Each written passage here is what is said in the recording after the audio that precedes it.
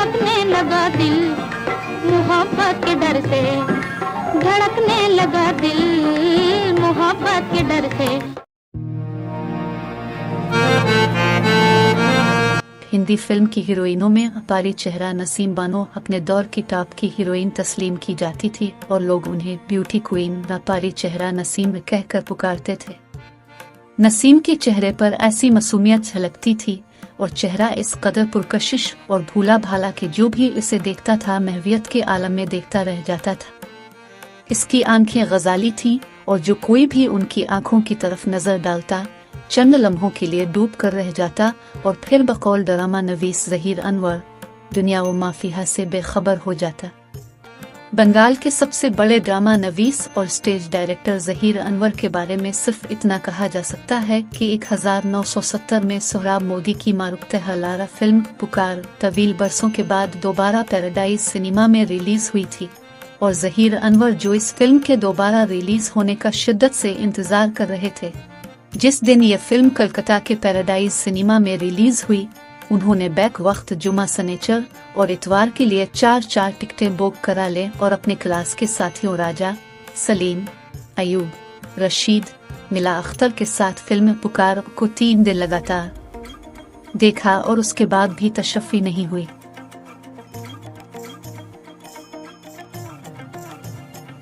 बहरकैफ पुकार तस्यम बानो, चंदर मोहन और सोहराब मोदी की अदाकारी पर मुज़य्यन फिल्म सही मानों में एक ऐसी दस्तावेजी फिल्म थी जिसे हदायतकार सोहराब मोदी ने बहुत ही खूबसूरती के साथ पेश किया था।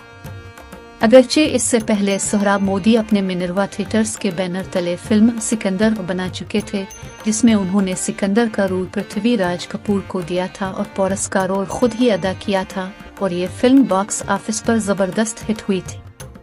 जब उन्होंने पुकार बनाने का फैसला किया था और मुगल शहंशाह जहांगीर के रूल के लिए पृथ्वीराज ही को लेने का फैसला किया था, लेकिन नसीम बानो ने उनकी तवज्जो चंदर मोहन की तरफ दिलाई जिन्होंने फिल्म शहीद दिलीप कुमार, कामिनी कौशल के साथ काम किया था और अदालत के मनाजिर में एक वकील की हैसियत से जो अदाकारी चंदर मोहन ने की थी, इस अदाकारी के सामने दिलीप कुमार जैसे बड़े आर्टिस्ट भी भौंचक्के रह गए थे।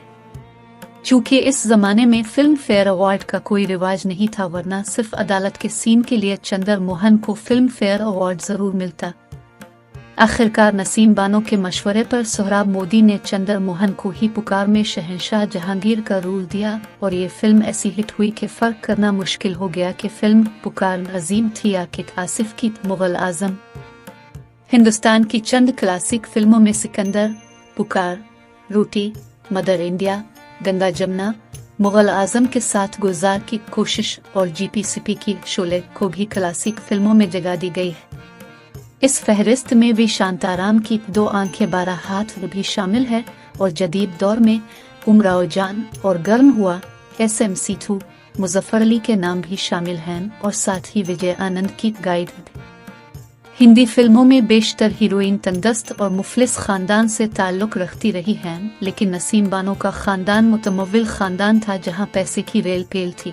दीगर हीरोइनों की हालत ये थी कि उन्होंने प्राइमरी स्कूल भी नहीं देखे थे, जबकि नसीम जो बेहद अमीर वालिदैन की बेटी थी, इसका फिल्मों में दाखिला भी इत्तेफाक किया था। इसका कॉन्वेंट स्कूल गर्मियों की वजह से बंद था और वो अपनी वालिदा के साथ बम्बे में एक रिश्तेदार के यहाँ घूमने गई थी। हर दिन वो अपनी मेजबान से जिद करती कि उसे फिल्म स्टूडियो दिखाए। फिर वो हर रोज स्टूडियो जाने लगी। वहाँ उसने पृथ्वीराज, मास्टर निसार, सोहराब मोदी वगैरह को अदाकारी करते देखा और उसे उनकी अदाकारी बेहद पसंद आने लगी। इसकी खूबसूरती को देखकर हर कोई मुतासिर था और स्टूडियो में इसे इज्जत के साथ बिठाया जाता।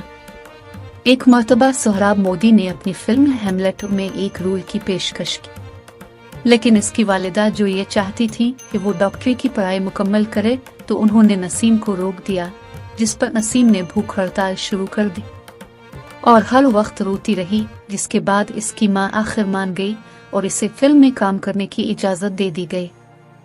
फिल्म हेमलेट ने नसीम को रातों रात स्टार की सफ में शामिल कर दिया, लेकिन फिल्मों में काम करने की वजह से इसे कॉलेज में दाखिला नहीं मिला। इस जमाने में औरतों के लिए कलम में काम करना मयूब समझा जाता था। दूसरे वो मुसलमान थी और इस वजह से मुसलमानों का एक गिरोह भी इसकी ज़बरदस्त मुखालफत में उतर आया था। लेकिन रफ्ता रफ्ता मामला दब गया और हर कोई नसीम बानो परी चेहरा की खूबसूरती में डूब कर रह गया।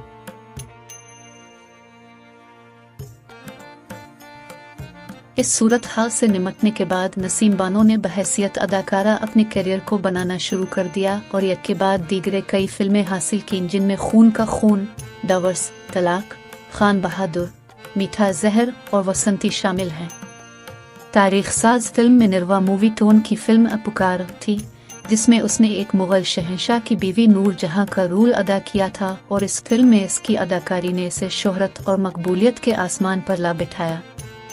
मिनरवा मूवी ट्यून की दूसरी फिल्में जो सोहराब मोदी की हिदायत में बनी, जिसमें नसीम बानो को हीरोइन का रोल मिला, वो फिल्में भी कामयाब रही। खास तौर पर वो शीश महल, जिसमें उसने एक तबाहाल जमींदार की बेटी का रोल अदा किया, जिसमें इसके लिबास बिल्कुल मामूली और सादा थे, लेकिन इसकी खूबसूरती को देखने के बाद किसी को याद ही नहीं रहा कि उसने कैसे कपड़े पहन रखे थे। इस फिल्म में इसने बगैर मेकअप के काम किया था। मिनरवा मूवी ट्यून की कई हिट फिल्मों में काम करने के बाद नसीम ने कुलमस्तान स्टूडियो का रुख किया और इस स्टूडियो में बनी पहली फिल्म का नाम चल चल रे नौजवान था। फिल्म 1950 में रिलीज हुई, जिसमें अशोक कुमार हीरो थे। नसीम के शौहर एहसान भी बाद में फिल्मसाज बने और उन्होंने भी निस्फ दर्जन फिल्में बनाए। उनके प्रोडक्शन का नाम ताजमहल पिक्चर्स था। लेकिन इस जमाने में नसीम ने चंद छोटी बजट की मामूली फिल्मों में काम करके अपने कैरियर को दागदार कर लिया।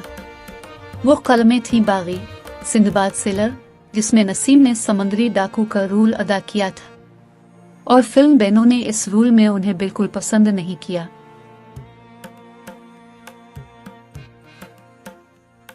इस जमाने में उनकी हम उम्र अदाकाराएं तकसीम हिंद के बाद पाकिस्तान हिजरत कर गई थी, जिसमें नूरजहां का नाम काबिल जिक्र है, मगर नसीम ने अपना फिल्मी सफर बम्बे में जारी रखा।